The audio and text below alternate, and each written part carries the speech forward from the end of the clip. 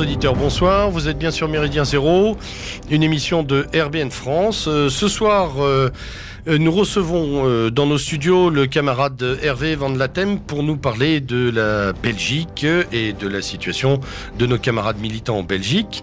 Dans ce studio, avec moi, le camarade Lord Sergueï à la technique et monsieur Gérard Vaudan, notre camarade dentiste de Mâcon, présent au micro. Bonsoir. Bonsoir à vous.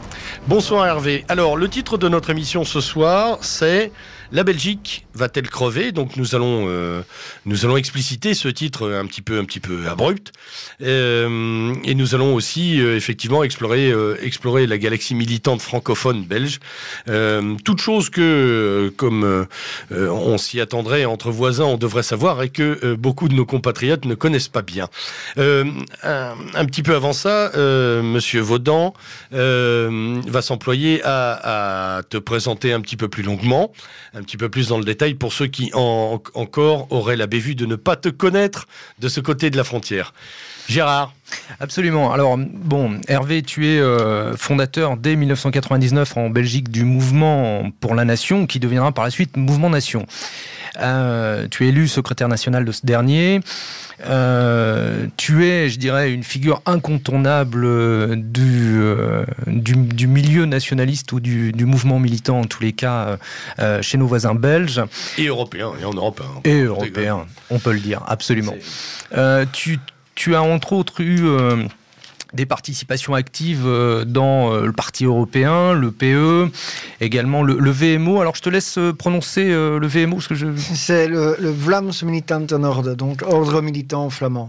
Voilà, d'accord, très bien. Et puis également quelque chose que je me souviens avoir bien connu, le groupe L'Assaut. Oui, tout à fait. C'était un groupe activiste qui, à une époque, a marqué son époque par un activisme qui était parfois peut-être un peu forcené, mais qui a laissé certains souvenirs. Direct, on va dire. Direct, en particulier aux gens d'extrême gauche. Mais enfin, c'est un autre débat. Voilà, absolument. Je me souviens d'un graphisme assez extraordinaire en tous les cas.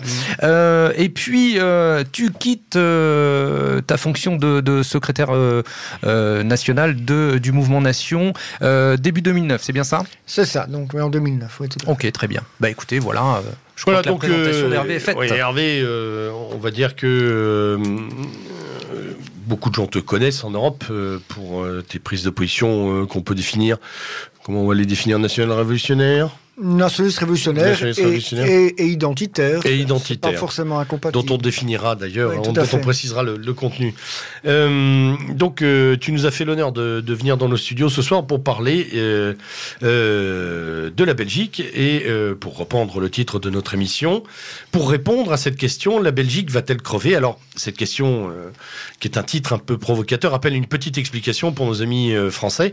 C'est un mot qui résonne en Belgique. Tout à fait. Une expression qui résonne en Belgique. Oui, tout à fait. Donc en fait, le slogan Belge barst, donc qui veut dire littéralement que la Belgique éclate, mais qu'on peut aussi traduire par que la Belgique crève, est un slogan des nationalistes flamands, slogan répété depuis des années, et qui trouve son origine dans une déclaration en français d'un leader nationaliste flamand qui, je pense, était Joris van Severen, qui lors d'un discours a arrêté de parler en néerlandais, puisque à ce moment-là, le français était la langue dominante en Belgique francophone. En Belgique. C'est-à-dire que si on voulait faire ses études supérieures, ça devait être en français. Si on voulait... On va y revenir, ça. On va y revenir sur tout cet arrière-plan linguistique et culturel. Voilà. Mais donc, il a dit, Joris van Severen, que beaucoup connaissent en France. Voilà. Et donc, à un moment, au lieu de parler en néerlandais, il a pris la langue dominante en disant la Belgique, parce que dans son esprit, la Belgique, forcément, c'est en français. La Belgique, la Belgique qu'elle crève, Belge barst.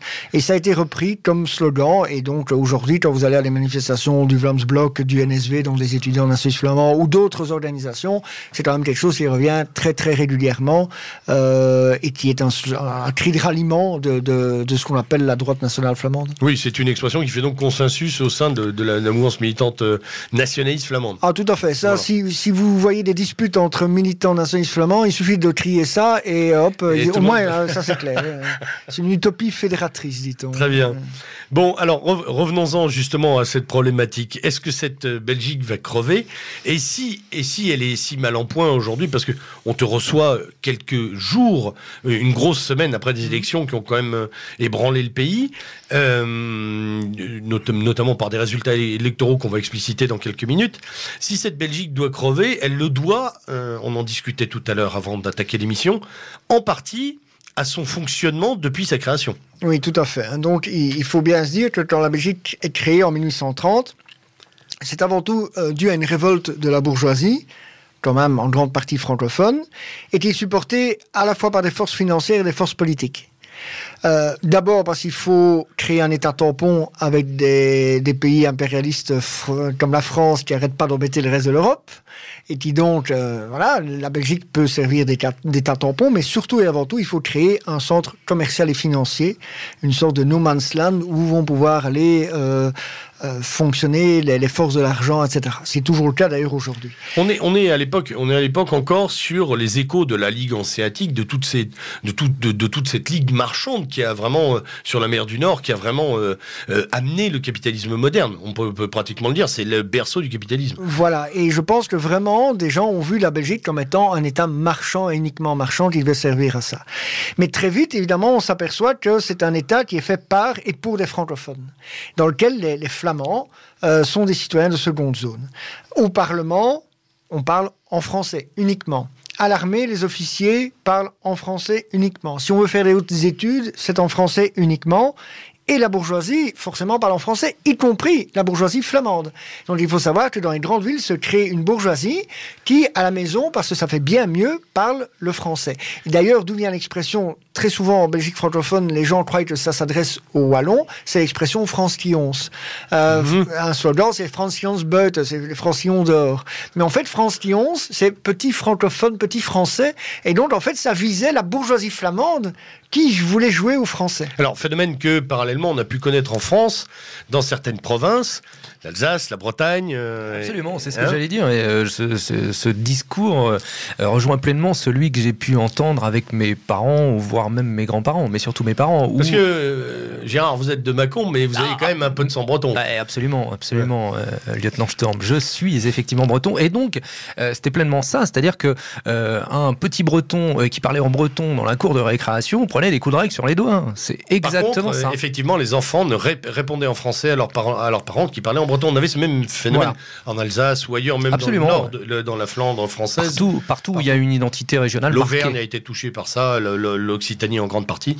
C'est donc un phénomène qui est porté par cette bourgeoisie qui se transforme finalement et qui crée cet État. Donc il se crée sur un substrat bourgeois. Voilà, bien sûr. Donc, et du côté francophone, mais aussi du côté flamand, où il y a quand même des gens, des familles qui plus tard vont créer pas mal d'industries, etc., et qui se francisent. Il n'y a pas d'autres mots. C'est ce qui arrivera à Bruxelles. D'ailleurs, Bruxelles est à l'origine, des gens vont évidemment hurler parce que je le dis, mais qui est à l'origine une ville flamande, et qui au fur et à mesure des années va se franciser, non pas par le départ des populations, mais par le fait que les populations flamandes vont se franciser. Se déculturer. Voilà, c'est pour ça que moi j'essaie d'en parler relativement objectivement, même si on est toujours mal pris, c'est-à-dire que les francophones vont hurler en disant oui, mais il prend parti pour les Flamands. Oui, alors il faut dire que c'en est à ce point. C'est-à-dire essayer même de décrire le réel revient à prendre des pics de tous côtés. Voilà, mais moi j'en suis un exemple vivant. Donc j'ai un nom d'origine flamande, comme cela ne vous aura pas échappé. Absolument. Voilà. Mais j'ai été élevé en français. Donc maintenant, après avec le temps, je me suis remis au néerlandais. J'ai beaucoup de compréhension pour le camp flamand. Mais il n'empêche que je suis un bel exemple de ce qui est arrivé à Bruxelles et d'une population qui a été francisée culturellement. Alors, le problème, évidemment, c'est qu'après l'indépendance, pendant des années, les néerlandophones ont un peu accepté ça en se disant, c'est le prix à payer, parce qu'il faut savoir que la Belgique, avant, était occupée par les Pays-Bas. Et donc, les Flamands ont un peu accepté ça en disant, mon Dieu, c'est vrai que... Alors, moi, j'ai une question à propos des Flamands. Oui. Donc, les Flamands se sont sentis libérés des Pays-Bas ? quand ils ont fondé la Belgique, parce que c'est quand même quelque chose d'assez particulier. On entend même certains Flamands dire qu'il faut se rattacher aux Pays-Bas aujourd'hui. Enfin, même dans le mouvement flamand, ça existe, mais c'est quand même une minorité. Il faut quand même savoir qu'il y a une différence d'abord religieuse en grande partie, qui est très importante, mais aussi une différence de mentalité. Je veux dire. Et linguistique, parce qu'on aurait tôt fait de réduire tous les parlers flamands, brabançons et autres au néerlandais, de les arraisonner au néerlandais. Tout à fait, mais même au niveau des mentalités, si vous parlez parfois avec des Anversois, ils disent des choses sur les gens des Pays-Bas qui sont quand même moyennement sympathiques, quoi. Donc voilà. Mais le problème, c'est que jusqu'en 1914, la population flamande a accepté ça plus ou moins. Elle n'était pas très organisée non plus, etc. Mais en 1914, il y a la Première Guerre mondiale, et il y a une grande partie de la jeunesse étudiante flamande qui va s'engager de bon cœur au sein de l'armée belge en se disant, voilà, quelque part, oui, on parlait la même langue que les Pays-Bas, et maintenant on va montrer, par notre engagement, par notre sacrifice, que nous pouvons être des Belges à part entière. Le problème, c'est qu'au bout de 3 ans, où ils ont été utilisés comme de la chair à canon, il y a eu une grande déception. D'où est venu d'ailleurs un slogan qui est « Hier ons bloed, wanneer ons recht ». Ici, notre sang, quand est-ce que nous aurons nos droits ?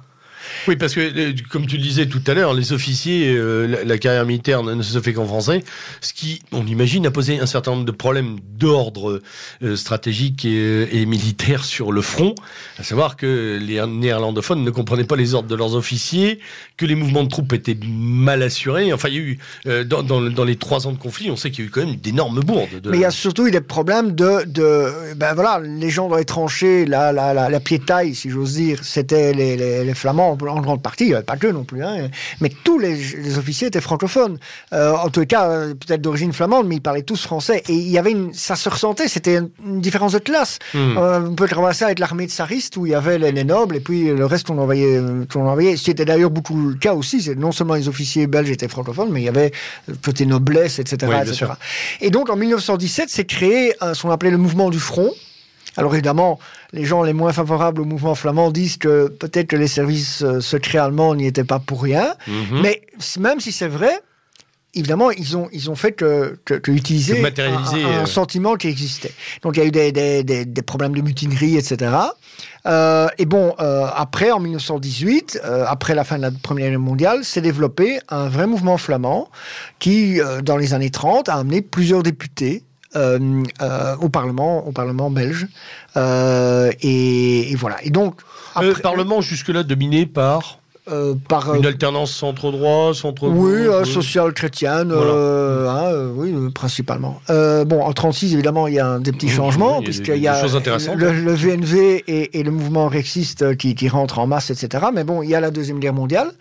Et là, le mouvement flamand bascule dans sa grande majorité, pas totalement. Il faut savoir que, par exemple, un mouvement qui s'appelait le Verdinazo, là, tantôt je parlais d'Horizon de Sèvres, un certain nombre de ses membres, et ça, évidemment, personne ne vous en parle, sont rentrés dans la résistance. Mais la vraie, eux, ils assassinaient pas des gens dans le dos, ils faisaient de la résistance armée, etc., etc.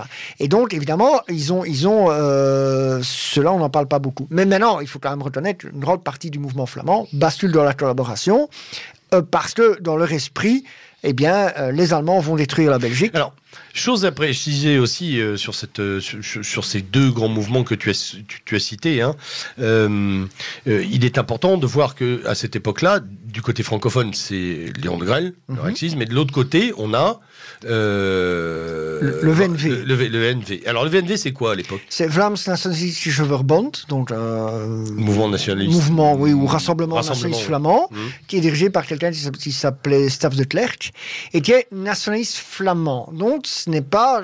Bon, si après ils ont sombré ou passé dans la collaboration, il y a... c'est quand même un mouvement... Oui, parce qu'originellement, c'est ça, c'est ce que je voulais, là où je voulais en venir. C'est pas de la collaboration pure jus, c'est pas... On singe pas les nazis. Voilà, c'est une opportunité. Bon, maintenant... À l'irlandaise ? Pardon ? À l'irlandaise ou un petit peu comme d'autres mouvements. On pourrait dire à l'irlandaise, mais il y a quand même, effectivement, il y a une communauté, pour eux, en tout cas, il y a une communauté de sang. Ce sont des Germains, etc. Ouais. Maintenant, évidemment, il y a un côté mouvement fascisant, etc. Mais dans toute l'Europe, à l'époque, tout le monde était en uniforme, je veux dire, même les gens de gauche d'ailleurs. Donc voilà.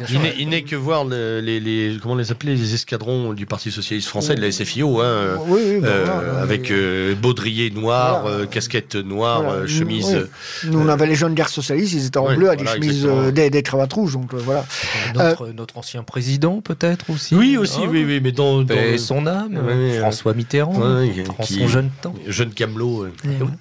Et donc, mais donc, une grande partie de cette collaboration, de ce mouvement flamand passe à la collaboration. Le VNV, c'est le nationaliste flamand, voilà. Maintenant, pendant la guerre, se créent d'autres associations, dont une s'appelle De Vlag. Donc c'est un acronyme qui, donc, de Vlag, c'est-à-dire le drapeau, mais en fait c'est aussi Deutsche Vlaamse Algemene Gemeenschap. Donc là, ce sont des gens qui disent non seulement la Flandre doit se séparer de la Belgique, mais doit revenir dans l'Empire germanique ou dans le domaine germanique. Donc ça, c'était vraiment plus directement national-socialiste, excusez-moi ce mot. Et alors, du côté francophone, à l'époque, on a donc le Grand Léon. Oui. Et que lui. Oui. Pratiquement. Le Grand Léon, c'est notre responsabilité. Grand, parce que historiquement, c'est lui qui a le profil le plus saillant sur la Belgique de l'époque. Il y a le Rex, il y a le mouvement Rex, ça c'est un fait certain, mais aussi là va se créer des organisations encore plus radicales, dont on appelait l'AGRA. Oui, les amis du Grand Reich allemand, dont oui. C'est léger, ça. Oui, mais on s'en fin, un petit peu d'aggra. Et dont sera un membre d'ailleurs quelqu'un qui s'appelait, qui plus tard sera beaucoup plus connu, qui s'appelait Jean Thiriard. D'accord. Effectivement. Voilà. Donc je parlerai de Gérard de jeunesse. Hein? Tout à fait. Et donc, évidemment, je ne connais ça que sur un plan uniquement historique. Hein, donc, cette période de la guerre, elle fait quoi ? Elle rétablit un peu les équilibres entre flamands et wallons sur le plan linguistique, sur le plan juridique, le plan du droit. Non. Hein, donc en fait, la Belgique. Ou alors on constate vraiment deux vies séparées pendant ces années de guerre. Non. Je pense que, en fait, paradoxalement, il se passe peu de choses sur ce plan-là. Oui. C'est-à-dire, la Belgique est un pays occupé. Les Allemands promettent sans doute aux Flamands un jour beaucoup d'autonomie et sans doute disent aux Rexistes qu'ils ne doivent pas s'inquiéter, qu'ils garderont la Belgique unie, etc. Voilà, je pense qu'à ce moment-là, ils ont d'autres soucis. Maintenant, qu'est-ce qui se serait passé si... Oui, on ne va pas refaire l'histoire non plus, mais jamais, effectivement, donc une sorte de glacis. Quoi. Ça n'évolue pas. Voilà. Et puis, à un moment, l'invasion de l'Union soviétique et donc la guerre contre le bolchevisme change aussi certaines priorités. Il faut quand même savoir qu'à l'époque, il y avait une vraie jeunesse dans toute l'Europe qui était très sensible au message de l'Église et au message anticommuniste. Et il y a vraiment des gens qui se sont levés. Et évidemment, une partie des nationalistes flamands sont partis sur le front de l'Est en se disant « un jour, les Allemands nous le rendront ». Oui. Mais il y avait aussi une démarche anti-bolchevique. De croisade. C'est clair. Ça, bien c'est sûr. clair, C'est pour ça que c'est bien que tu parles justement de cette empreinte chrétienne, parce que le mot croisade a été utilisé dans la moitié des pays européens. Voilà, c'est vraiment la croisade. C'était vraiment une volonté de la jeunesse européenne à cette époque. Hein. Je veux dire, dans tous les pays d'Europe, on a retrouvé ça. Hein. C'est un élan. C'est un élan. Justement, Hervé a raison, c'est vraiment un élan. Absolument. Voilà. Donc, évidemment, on sait comment ça se termine. Bon, pour info, quand même, il faut savoir qu'il y a 10 000 Flamands à peu près qui sont partis sur le front de l'Est. Mais bon, après, il y a ce qu'on appelle la répression. Là, il y a, il y a des dizaines des milliers de morts, sans doute, en tous les cas, de gens, si on compte les exécutions légales et tout ce qui s'est passé de manière un peu moins légale. Le grand nettoyage. Voilà. Et donc, le problème, évidemment, c'est que on en a profité pour détruire l'ensemble de ce qu'on appelait de ce qu'on pourrait appeler, à l'époque, ça se disait pas comme ça, mais la droite nationale. Et donc, évidemment, la gauche, les communistes, les socialistes en ont profité pour nettoyer tout autour. Phénomène aussi, qu'on retrouve dans pas mal de pays européens, hein, on en profite pour faire déplacer tout le curseur vers la gauche. Sauf que en Flandre, il y a quelque chose auquel ils ne pensent pas. Ce n'est pas seulement une collaboration idéologique. Il y a vraiment une racine volkisch, comme on dit. Je ne vais pas dire populaire parce qu'on va l'identifier. Non, mais c'est intéressant, volkisch. Voilà. Il faudra le définir. C'est toujours, on peut en parler 2 heures du terme volkisch. Mais c'est difficile. Le côté, pour résumer, germanique, de dire le nationalisme populaire dans le sens du nationalisme du peuple. Et donc, on l'a vu avec les Corses autrement, avec les Basques autrement, mais avec les Irlandais aussi. Au plus vous fusillez ces gens-là, au plus vous en créez. Au plus vous réprimez, au plus vous créez un mouvement de libération. C'est exactement ce qui est arrivé en Flandre. Et donc, en 1948, donc 3 ans après la fin de la Deuxième Guerre mondiale, il y avait déjà un nouveau parti nationaliste flamand qui s'appelait de Vlaams Concentratie. Parce que dès que les types sortaient de prison, ils étaient recyclés, si j'ose dire, dans une communauté. Il existait une communauté, évidemment, peut-être des réprouvés, etc. Mais vous sortiez de prison, on vous trouvait un boulot. Ça fait vraiment penser à au Sinn Féin, à l'IRA, etc. Voilà.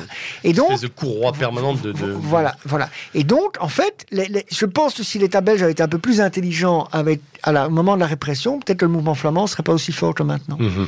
Il y a, par exemple, l'exemple de la tour de l'Isère, dont je pense que tout le monde en a entendu parler, qui en 1946 est dynamitée par des anciens résistants, etc. Et en 10 ans, ils en ont reconstruit une qui était 3 fois plus grande. Qu'on peut aller voir à Dixmude pour ceux qui ne le savent pas. Voilà. D'accord. Donc, à ce moment-là, on a donc 3 ans après la guerre, Tours démarre. Donc, politiquement, les Flamands se réorganisent de manière à revendiquer quoi à ce moment-là, et est-ce que le message a bougé ou pas? Parce qu'au départ, c'est quoi? C'est des droits linguistiques et juridiques propres. Parce qu'aujourd'hui, on entend des échos de séparation, de dissolution, d'évaporation, dit le petit gros là, du NVA. Là. Mais il est drôle, il est amusant. On en parlera tout à l'heure. 29%, s'il vous plaît. Oui, mais enfin, moi, le règne de la quantité, j'ai du mal. Mais le problème, c'est que donc, tout de suite après la guerre, la première revendication, c'est l'amnistie. D'accord. C'est-à-dire que le mouvement flamand se mobilise uniquement pour dire, voilà, il faut pardonner. Les gens qui ont fait ça, ils l'ont fait pour la Flandre. Ils ne savaient pas ce qui se passait, évidemment, dans les camps de concentration. Ils ne sont pas les amis de ça. Ils ne sont pas responsables ni complices de ça. Ils ont fait une erreur, mais c'était pour la Flandre, il faut faire l'amnistie. Puis après, tout doucement, il y a un parti qui va se développer qui s'appelle la Volksunie, donc l'Union populaire. Et là, on va parler de plus en plus de fédéralisme, etc. Mais déjà, à l'époque, parler de fédéralisme, c'était un crime quasiment de lèse-majesté en Belgique. Et il faut savoir que porter un lion flamand à l'époque, c'était dangereux. C'était une provocation. C'était dangereux, oui. Des jeunes militantes flamandes qui allaient dès le début des années 50, il y a on relance une fête du chant flamand, une grande manifestation culturelle. Et bien, les jeunes filles qui y vont sont attrapées par les anciens résistants à l'époque. Ils étaient jeunes encore. Elles sont attrapées ou par des militants de gauche ou par des anciens résistants. Parfois, c'est la même chose. Et on leur coupe leurs nattes. Elles viennent avec des nattes et on leur coupe leurs nattes. On les frappe, etc., etc. Et donc, doivent se constituer très vite des groupes d'autodéfense, il n'y a pas d'autre terme, dont un qui se créera en 1950, qui s'appelle le VMO. À l'époque, c'était Vlaams Militante Organisation militante flamande, et qui va pendant 20 ans être le service d'ordre de tout ce qui existe du côté flamand, etc. Le rempart. Oui. Alors, à l'époque, donc sur ces 20 années-là, la Belgique est organisée de quelle manière sur le plan constitutionnel? C'est un État unitaire avec un Parlement. Évidemment, depuis, ils essayent de... Alors, c'est un système bicaméral, monocaméral pour nos auditeurs. Donc, il y a un Parlement et un Sénat. Voilà. Okay. Tous les deux sont élus au suffrage universel, sauf qu'au Sénat, il y a des cooptations, enfin, toute une manière de placer les amis. Un système un peu censitaire. Voilà. Mais bon, là, quand même, il y a un bilinguisme officiel, donc ça se rétablit, évidemment. Alors, quand le bilinguisme? Ça commence très très vite. Donc après la Deuxième Guerre mondiale, l'État belge se rend quand même compte qu'il y a... Donc il y a quelques concessions. Oui, tout à fait. Ça, ils ont quand même compris qu'il se passait quelque chose, etc. Le rôle du roi là-dedans, inexistant sur ces avancées-là ou... mais le roi est la concrétisation physique des forces qui gouvernent le pays. Le roi en lui-même n'est qu'une personne, mais il y a son entourage. Et son entourage, ce sont les gardes-churmes, ce sont les gardiens, mais pas dans le bon sens.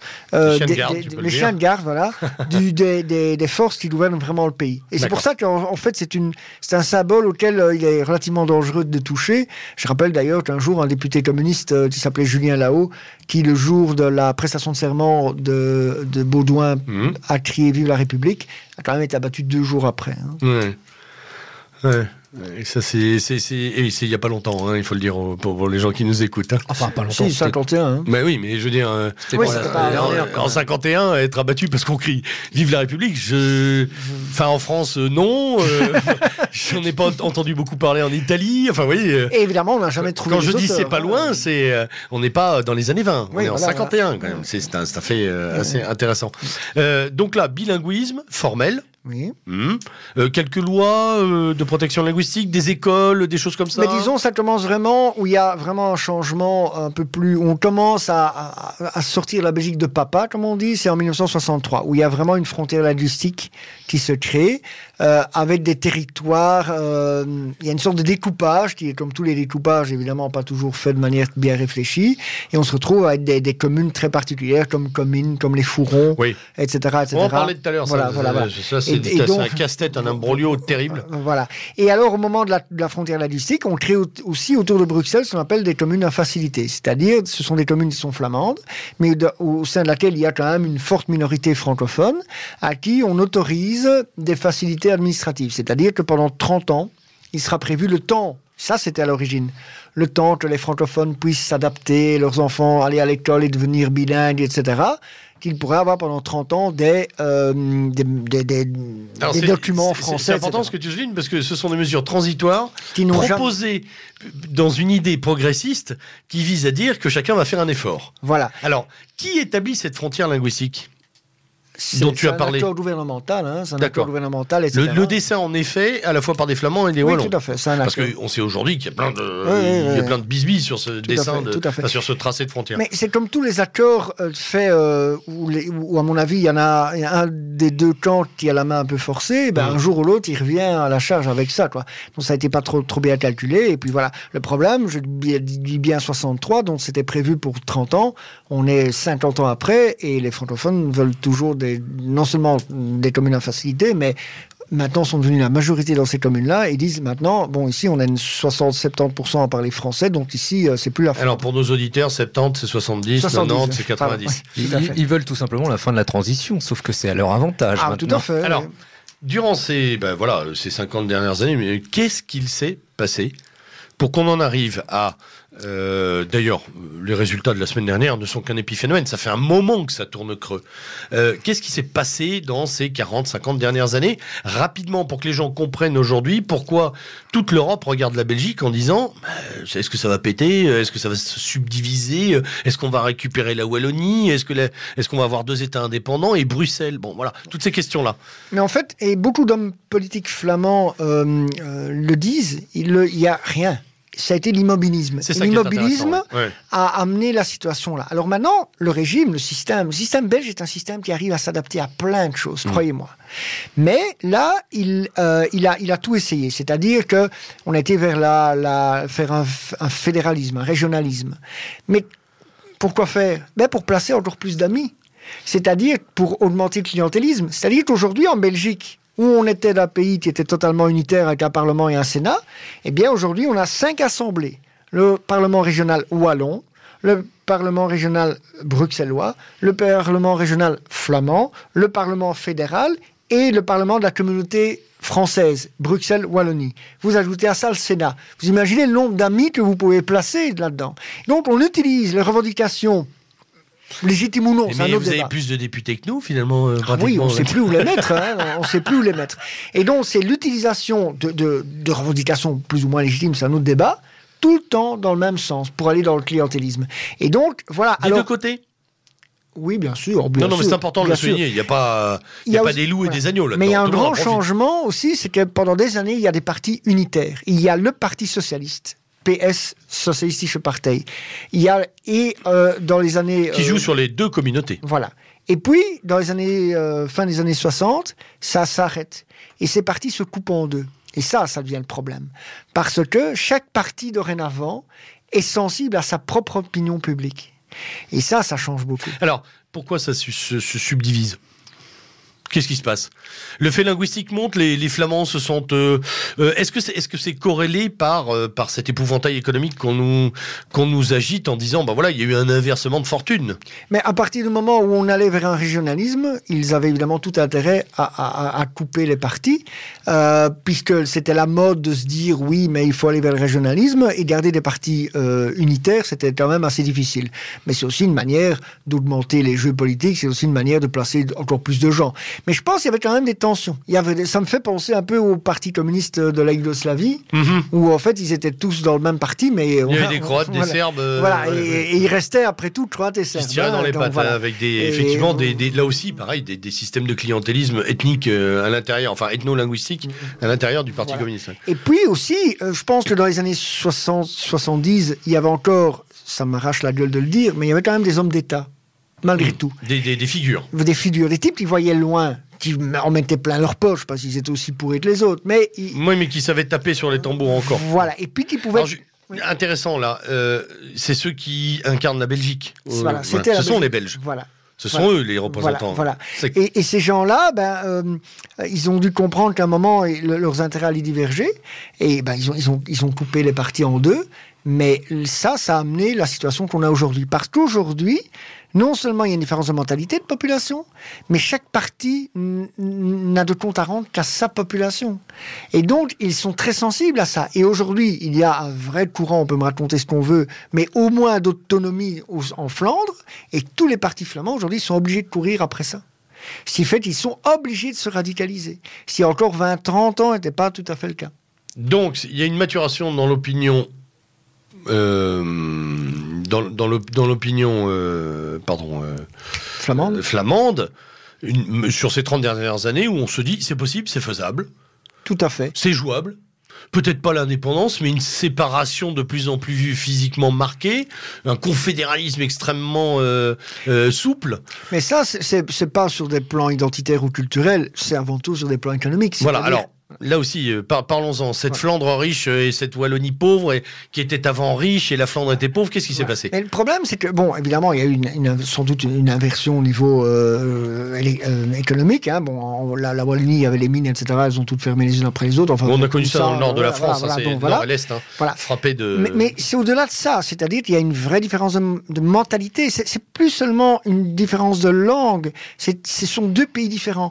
Vous voyez sur les autoroutes, la manière dont c'est géré, je dirais pas où est le meilleur ou le pire, c'est pas ça l'important, mais c'est deux choses différentes. Sur la manière pour y avoir roulé, j'ai une petite idée. Une manière de concevoir l'organisation du travail, etc. C'est vraiment une grande différence. Mais même électoralement, aujourd'hui en Flandre, 60% de la population vote de manière conservateur, je veux dire. Hein? On parle du NVA, Vlaams Belang, Nice de Decker, qui est une sorte de De Villiers flamand, et même des gens encore au CDNV. Donc 60% de la population vote à droite, centre-droit, et en Wallonie, 60% de la population vote socialiste et écolo. Et apparenté. Donc c'est pas seulement ça. Mais c'est vrai que les Flamands ont ces dernières années eu cette image que eux tiraient la Belgique. Est-ce que c'est vrai, économiquement parlant, financièrement parlant, les chiffres, la redistribution, c'est quoi ? C'est vraiment un arc financier de soutien à la Wallonie, comme par exemple on nous le vend dans les journaux français, c'est ce qu'on nous explique. C'est une bataille de chiffres parce que quand les Flamands amènent leurs chiffres en disant, par exemple, que chaque foyer flamand payait l'équivalent d'une voiture sur sa vie qui partait en Wallonie, voiture neuve qui partait en Wallonie, mais les Wallons amènent d'autres chiffres en disant oui, mais attention, s'il n'y avait pas Dacia. s'il n'y avait pas les échanges avec la Wallonie, eh bien les affaires flamandes iraient moins bien. Donc oui, en fait, nous sommes vos consommateurs. Voilà. En fait, il y a quand même une grande interaction entre les deux. Et c'est pas aussi simple de dire oui, les uns tirent les autres, etc. Le problème, c'est que par l'exemple, la classe politique wallonne donne des arguments aux Flamands. Quand on voit le comportement des hommes politiques wallons et socialistes en particulier, évidemment, pour les Flamands, ils disent mais c'est quand même vrai. On peut dire quelque chose de Monsieur Di Lupo, non ? Un petit peu. Il y a Di Rupo. Il y a Di Rupo. Donc Di Rupo. Avec sa dernière mise en pli, mèche coloration est magnifique. Il faut quand même savoir que sans doute le renard brun de récif. Que sans doute le prochain Premier ministre belge est homosexuel déclaré, son bon droit, c'est pas ça la question. Mais donc, il va pouvoir inviter Delanoë. Il aurait pu être ministre de la Culture en France, sinon. Voilà. Mais il y a un autre problème, c'est des gens comme Michel Dardenne, qui est donc un ministre socialiste qui a fait les beaux jours de YouTube en apparaissant dans plusieurs interviews et de manière répétée dans un état d'ivresse caractérisé. Comme une autre. Je m'en suis beaucoup amusé il y a 1 an et demi. La dernière vidéo, j'en crevais de rire, il faut être honnête. Hein. Voilà, etc. Et donc, mais alors ça, c'est rien du tout, parce que bon, je répète, les mœurs de M. Di Rupo, c'est son affaire. Que l'autre aime bien boire un verre, c'est un peu lamentable, mais mon Dieu. Mais je rappelle quand même que si n'importe quel autre parti avait autant de gens qui avaient été inculpés, enfin mis en examen, comme on dit en France, et condamnés pour corruption, magouille, etc., eh bien, normalement, le Parti socialiste en Belgique devrait être une association de malfaiteurs. Ils ont eu, mais ils savent plus, on ne sait plus où les mettre. À un moment, à Lantin, c'était la prison de Lantin, à Liège, c'était la maison du peuple. Hein. On ne savait plus où les mettre. Et donc, dans l'image des Flamands, eh bien, ça démontre bien. C'est la gabegie, c'est... Ouais. Voilà, donc... Bon, alors, donc, là-dessus, on plaque des images d'Épinal, qui amènent le vote d'il y a quelques semaines, hein, d'il y a 10 jours, là, maintenant, et qui a quoi pour résultat ? Rien. En fait, la campagne électorale a été... Je pense que le système aime bien récupérer les choses. Donc, le système a ressenti qu'il y avait un ras-le-bol de la population. Mais il y avait un autre problème en Belgique. Il faut quand même savoir qu'aujourd'hui, c'est le Far West. Hein. Donc, récemment, il y a une juge qui a été abattue en plein palais de justice. Oui. Il y a son assesseur. Oui. Voilà. Pour la petite histoire, c'était quand même quelqu'un qui était une juriste pour la Ligue des droits de l'homme, qui avait une jeunesse très, très engagée à gauche, et qui était quand même très proche de la différence de l'autre. Mais qu'est-ce qu'elle avait fait, cette brave dame ? Elle avait elle avait fait perdre ses droits de visite, je crois, à un père de famille d'origine iranienne. Iranienne, j'allais dire pakistanaise, mais je me suis trompé. Oui, c'est iranienne. Voilà. En même temps. Et donc, mais il faut savoir qu'elle était qui n'était pas très fan de cette fille jugée par une femme, en fait. Voilà. Donc il a appliqué la loi de son pays. Voilà. Mais le problème, c'est que c'est quelqu'un qui était très engagé à gauche et qui disait que la différence est venir d'ailleurs et aider les gens. Et ben là, la différence. Elle l'a pris en pleine face. Mais je veux dire, il n'y a pas que ça. Donc, la Belgique est devenue un vrai Far West.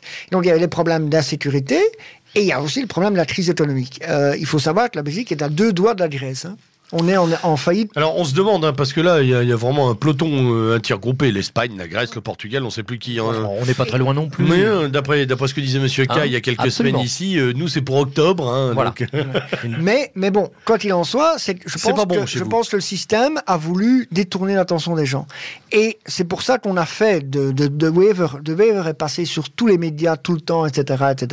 Il a joué parfaitement son rôle d'épouvantail, mais d'épouvantail toléré par le système. Rappelle qui est ce brave homme. Non, Bart de Wever, c'est le président de la NVA. Voilà. Hein, donc du mouvement, du parti flamand, nationaliste modéré, je vais dire, qui vient de gagner les élections. Bon, la nouvelle béquille du système, en somme. Oui, on pourrait dire ça. On pourrait dire ça. Et donc, ça a été un buzz médiatique. Et donc, évidemment, on a tout fait, le système a tout fait pour que, évidemment, la campagne électorale vienne sur cette question, est-ce que la Belgique va éclater ? Mais je pense que c'était une mauvaise question. Alors, dans tout ça, Hervé, notre famille de pensée, oui. Où en est-elle ? Oui, alors, est-ce qu'elle va se réjouir d'avoir un futur gouvernement nationaliste, flamand et socialiste wallon ? Voilà. Non, je rigole. Voilà. Mais on y est presque. Oui, remarquez, c'est embêtant d'avoir un gouvernement à la fois nationaliste et socialiste. Ça a déjà fait école et mais ça n'a pas très bien fini quand même. Dans cette définition-là, je ne sais pas si c'est très loin, mais d'accord. Voilà. Mais donc, oui, non, évidemment, mais le problème, c'est, ce qu'on appelle j'aime pas le terme, allez, on va dire la droite nationale belge, c'est également quelque chose de relativement compliqué. Il faut faire peut-être vite un petit historique pour qu'on suive bien. Donc, côté néerlandophone, j'ai expliqué d'où ça vient. Le problème, en Wallonie, il y a également eu la répression, évidemment, parce qu'il y a aussi eu la collaboration, mais la répression était vachement plus efficace parce qu'elle était uniquement idéologique. Donc, qu'est-ce qui se passait ? On a coupé toutes les têtes qu'il fallait. Coupé, on vous a fusillé ou mis en prison. Mais le problème, quand les gens sortaient de prison, contrairement à la Flandre, non seulement il y avait la répression immédiate, mais il n'y avait pas ce réseau qui les récupérait, c'est ça ? Il y avait un rejet social et sociétal. Donc non seulement vous ne trouviez pas de boulot, mais votre famille vous ne connaissez plus. Donc vous avez vachement d'autres soucis que de reconstruire le parti. Ça crée des maudits. Voilà. Donc, puis il y a eu les années 60 avec la décolonisation. La décolonisation où il y a eu quand même une embellie, parce qu'il y avait pas mal de rapatriés moyennement contents de ce qui leur était arrivé. Il y avait Oui, puis qui n'avaient peut-être pas traversé le nettoyage de l'après-guerre. les rapatriés. en Ils plus, arrivaient tout à fait. un peu comme nos pieds noirs, un peu brut de décoffrage, avec une vision un peu plus carrée des choses. Voilà. Et il y avait aussi une sorte de dynamique dans les milieux de droite nationale par rapport à l'OS. Donc, à un moment, on ne savait plus où mettre les cadres de l'OS en Belgique francophone, parce qu'évidemment, Oui, c'est vrai, en plus. c'était l'endroit. Base arrière. Voilà, un francophone en Belgique francophone, ça va, quoi. C'est pas. Mais bon, tout ça a été dans une voie de garage parce que l'extrême droite a été bien trop régimiste. De toute manière, un jour, les officiers allaient nous libérer de ce régime corrompu, et puis la police. Et vous allez voir, les CRS avec nous. Voilà. Par contre, on l'a vécu. Voilà, une conséquence, par contre, plus intéressante de tout ça, c'était la création de Jeune Europe. Là, tantôt, je parlais de Jean Thiriard. Donc, Jean Thiriard avait, suite à un mouvement qui s'appelait le mouvement d'action civique, mais dont la principale occupation était de cacher les gens de l'OS, mais après a lancé une organisation beaucoup plus révolutionnaire, beaucoup plus radicale, qui s'appelait Jeune Europe, qui a été très prometteuse. On ne va pas faire l'histoire ici, mais c'était quand même... ils avaient un hebdomadaire, mais pas sans Internet. Ils avaient une maison du parti, ils avaient leurs propres imprimeries. Alors, quelque chose qu'on pourrait comparer à Ordre Nouveau chez nous, dans une certaine mesure, oui, tout à fait. Dans les espoirs qui étaient posés sur cette organisation. Et dans le message nouveau, quand même, parce que Jeune Europe, au départ, avait un message très, très, très droite, j'aime pas l'expression, mais allez, extrême droite classique, mais ça a vite avancé, et c'était quand même très, très... oui, ils ont su se défaire de la droite. Voilà. Et en plus, ils ont pu générer, ils avaient une école de cadre, mais qui était évidemment calquée sur le modèle marxiste. Il faut savoir que Thiriard, avant son passage aux Amis du Grand Reich allemand, était militant trotskiste ou d'extrême gauche en tous les cas. Général, ça laisse une bonne formation. Voilà. Puis il est passé à la GRA, puis bon, il a traversé du désert, et puis il y a eu Jeune Europe. Et donc, il avait créé une école de cadre qui a bien fonctionné, puisque lorsque Jeune Europe a malheureusement implosé, il y a eu une kyrielle de groupes qui se sont créés avec tous les cas de Jeune Europe, parce qu'ils avaient tous la capacité, en tout cas de lancer, pas toujours de faire réussir, mais de lancer des groupes. Oui, de vertébrer des initiatives. Voilà, donc ça a été une époque assez riche. Et pour la petite histoire, parce que vous parliez du Parti européen, donc le Parti européen a été créé par l'ancien chef du service d'ordre de Jeune Europe. D'accord. C'est là où j'ai commencé à faire de la politique, et donc voilà, donc quelque part, vous voyez, il y a une filiation. Tout est lié. Voilà. Mais le problème, ça a été un échec parce qu'évidemment, ils ont peut-être été un peu trop révolutionnaires et trop en avance pour leur temps. Alors, les camarades, là, ils se sentent quoi à cette époque-là, et même encore aujourd'hui? Ils se sentent belges? À l'époque, oui. Oui. À l'époque, oui. Mais nationaliste belge. Oui, mais Jeune Europe va commencer à changer. Nationalisme européen. Voilà. C'est-à-dire qu'à un moment. Nationalisme révolutionnaire. Il va dire que l'État belge, mais d'autres États aussi, que le seul vrai État qui compte, c'est l'État Europe, la nation Europe, de Brest à Vladivostok, etc. Un empire de 400 millions d'âmes, etc., etc. Et donc, voilà. Notre grande patrie. Mais la différence, c'est entre la direction de Jeune Europe, et en particulier les vues de Jean Thiriard, et les vues de ses militants. Et ça, c'est pas tout à fait. Alors, les militants étaient restés à des cases, on va dire, un peu plus conservatrices, droitardes. Oui, voilà. L'ennemi, c'est le bolchevisme. Nationaliste de droite. Tout à fait. Et donc, ça va de plus en plus s'accentuer. C'est ce qui va provoquer, en fait, les nombreuses scissions et la disparition de Jeune Europe. D'accord. Et sur les ruines de tout ça émerge une kyriade de petits mouvements. Oui. Et qu'est-ce qui perdure là-dedans? Il y a le cercle des étudiants nationalistes qui va, avec un certain Émile Le Serre, qui va être quelqu'un qui pendant des années va être un peu dans tous les circuits, etc. Tu veux dire qu'il est resté étudiant longtemps, ce monsieur Non, mais après, je veux dire, non, ça a donné le Nouvel Europe Magazine, et le Nouvel Europe Magazine a donné le Front de la Jeunesse. Il y a eu le PE qui a été un petit groupe, mais enfin, qui a formé 2-3 personnes bien. Certains Hervé Van L. Etc. Et donc, il y a eu, mais bon, la plupart de ces organisations, oui, ont disparu. Mais il y a quand même eu un savoir-faire qui s'est poursuivi. Transmission des savoirs, des techniques, de la stratégie, et un contenu révolutionnaire dont tu parlais, qui se maintient ou qui se dissout? Non, qui se dissout à chaque génération. Voilà, qui se dissout très vite. Et dans les années 70, à cause non seulement du danger soviétique, mais aussi quand même de la toute-puissance des gauchistes dans les rues, eh bien, la plupart des groupes d'extrême droite... Voilà, c'est ça. Donc, c'est-à-dire, la seule but, c'est évidemment de survivre. Il y a un passage un peu sombre dans cette époque-là, qu'on met parfois en parallèle avec ce qui s'est passé avec une partie des militants nationalistes italiens. On dit que, de la même manière, il y a eu des téléguidages de la part de l'OTAN, de l'armée. En fait, il y a deux stades. Il y a les années 70-80, où il y a clairement des copinages avec les services de police, sinon plus, mais qui se limite à ficher les mecs de gauche, à noter des plaques d'immatriculation et les fumer parfois ou ben les bars jusque-là. Non, pas encore. Voilà, mais le problème vient après, c'est-à-dire que ça c'est dans le cadre, c'est le cadre du Front de la jeunesse. Donc, les années 70-80, il y a des copinages, etc., qui n'empêchent pas la répression. En 1981, il y a un ministre socialiste, Philippe Moreau, qui est l'auteur de la loi antiraciste du même nom, qui arrive au pouvoir, et tout d'un coup, les amis de la veille en uniforme deviennent des gens beaucoup moins sympathiques. Mais juste là... C'est marrant, personne ne retient jamais la leçon. Voilà. Voilà. Mais à ce moment-là, donc, mais c'est aussi un peu... je veux dire, il fallait survivre aussi. À partir du moment où vous ne pouvez pas faire une réunion sans qu'il y ait 400 types avec des casques et des bâtons qui viennent, il y a un moment où... voilà.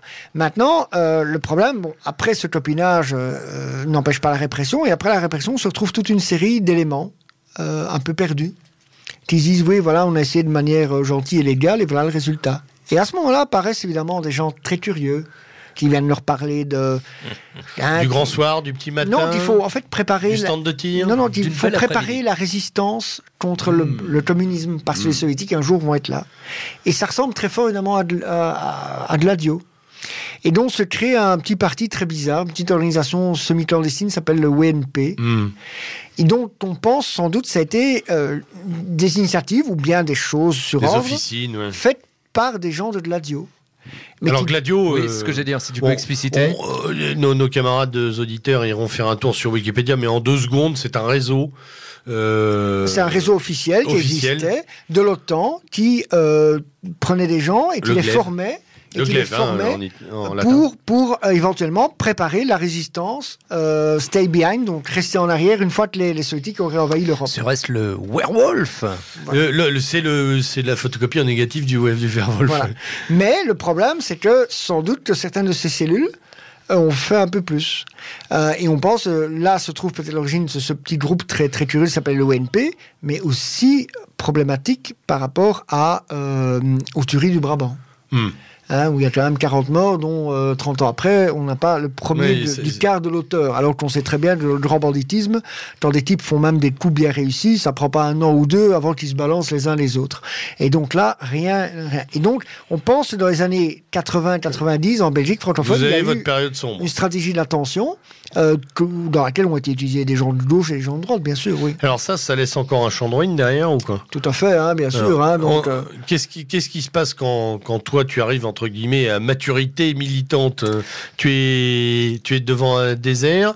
Il y a un Front National belge, il y a des organisations présentes, il y a des idées, des initiatives. Moi, je commence à faire la politique en 82. L'extrême droite francophone est tellement nulle que moi je cherche l'action et j'en trouve du côté flamand. Donc, on peut penser ce qu'on veut du VMO aujourd'hui, bien sûr. Il y a des gens qui vont pas comprendre. Mais à l'époque, si on voulait lutter, comme j'entends le mot lutter, et qu'on était jeune, et qu'on parlait de 3 mots de flamand, eh bien, c'était là que ça se passait. C'était le VMO qui était la seule action militante et activiste. Alors maintenant, avec le recul, c'était pas très politique. J'ai rencontré là des gens formidables, mais peut-être pas des idéologues de pointe. Il y en avait aussi, mais c'était pas là. Oui, mais ça forge les caractères aussi. Voilà. Ce sont des étapes qui peuvent s'avérer nécessaires. Voilà. Et puis, quand vous pouvez pas manifester 100 mètres avant, sans qu'il y ait, je répète, des types à des casques pour vous casser la gueule, à un moment, la seule solution, c'est d'avoir des mecs qui ont des casques, mais ils sont encore plus grands et encore plus méchants. Et le reste, c'est de la blague. Voilà.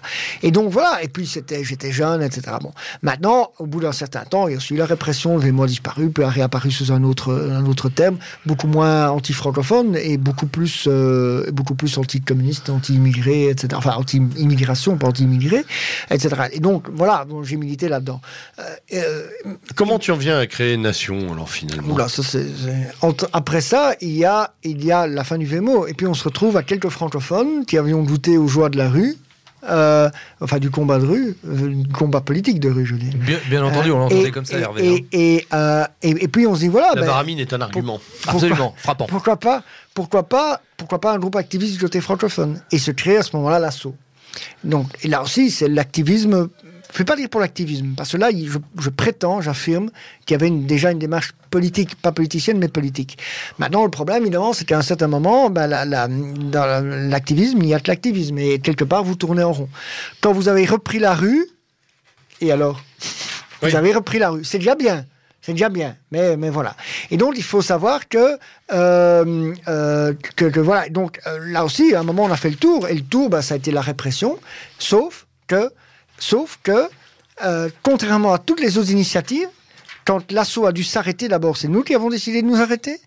Mais il en est resté quelque chose. Une dynamique qui a continué à fonctionner.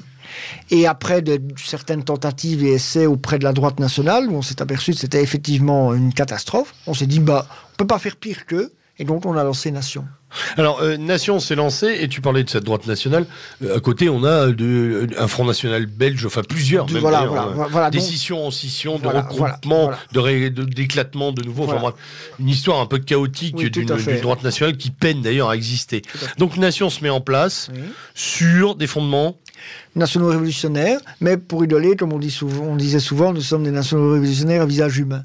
Je voulais dire par là que très souvent, moi, ce que j'avais connu à l'époque de Troisième Voie, c'était des gens que j'avais vus en France à l'époque, des gens qui tenaient un discours que personne ne comprenait.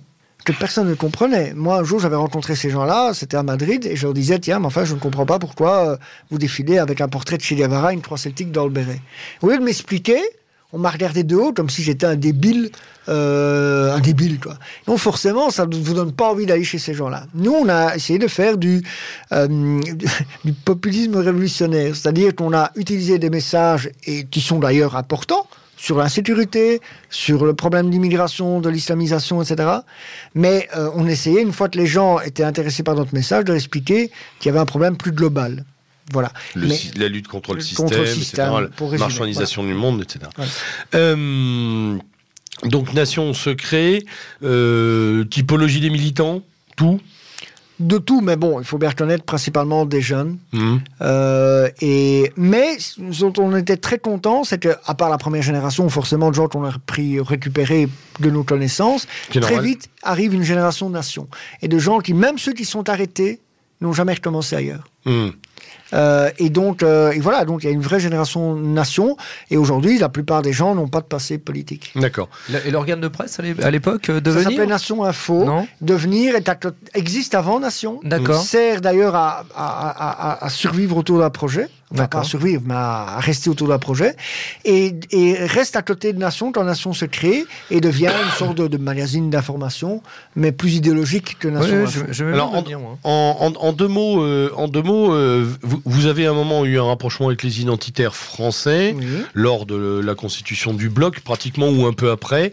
Pour que ce soit bien clair, vous n'êtes plus aujourd'hui dans la même lignée. Qu'est-ce qui vous en sépare? Qu'est-ce qui s'est passé, en fait? Rapprochement, puis remise à distance. Voilà, donc on a passé avec les identitaires, on a vécu des trucs, je pense, très très bien. Voilà, jamais je n'irai ou je ne cracherai là-dessus.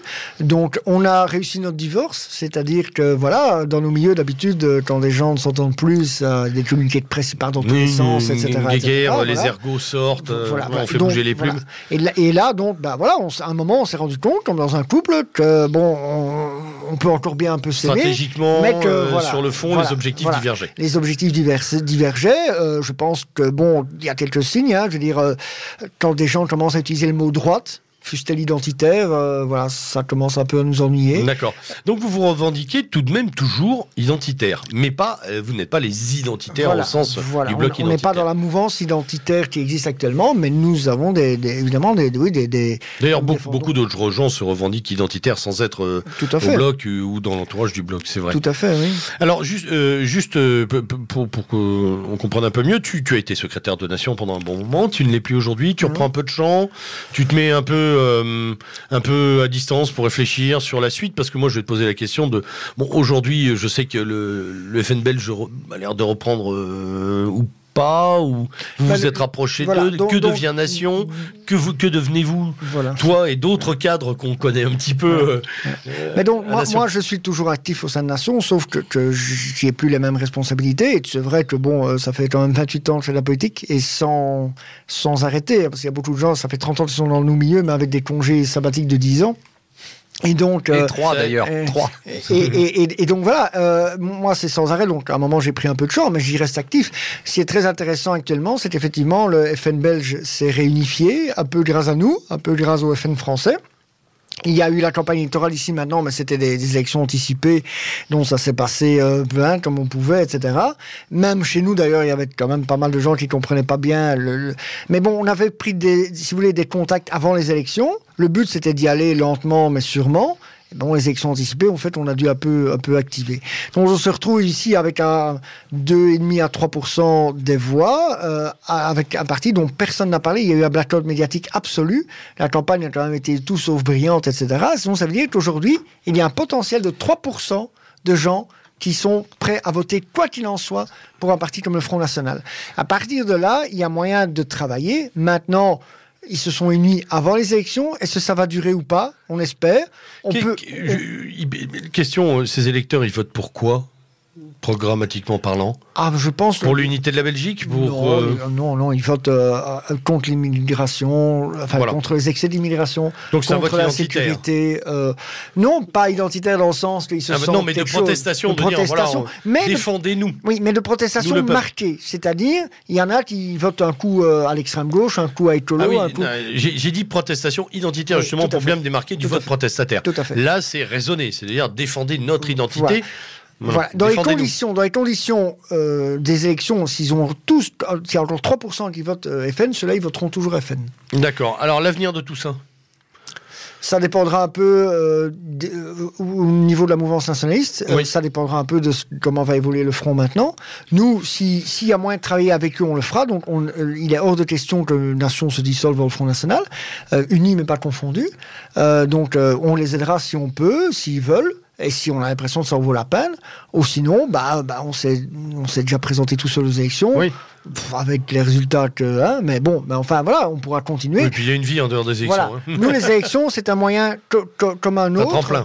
Oui, c'est un moyen comme un autre, comme une action. Il y a des actions qui se passent bien, moins bien. Il y a des élections qui se passent moins bien et parfois bien. Donc voilà, on verra. On n'est pas. Mais les élections, c'est pas un but, c'est un moyen.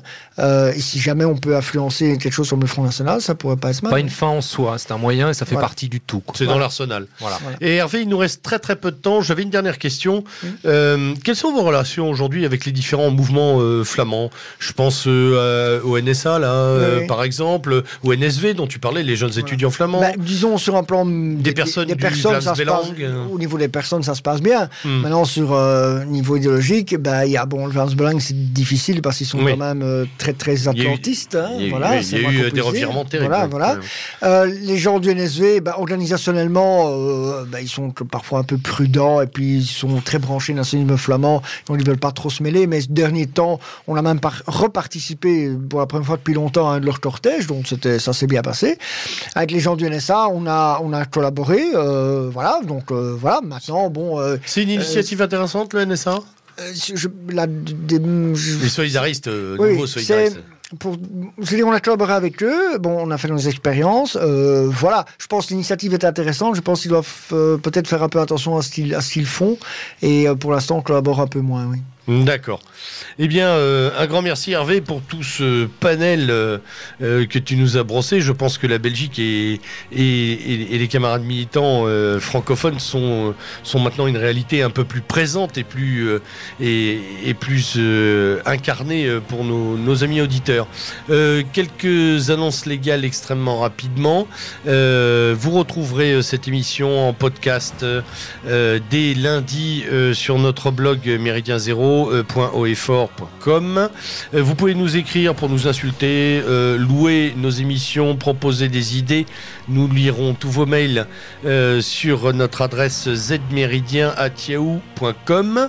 Cher Hervé, un grand merci. On se réserve le droit de te réinviter lors de tes passages dans la capitale. Ce sera avec grand plaisir. Moi aussi. Gérard, à bientôt. À très bientôt. Lord Sergueï à la technique, bravo pour cette émission. C'était le lieutenant Sturm à la barre de Méridien Zéro. Bonne soirée, à bientôt.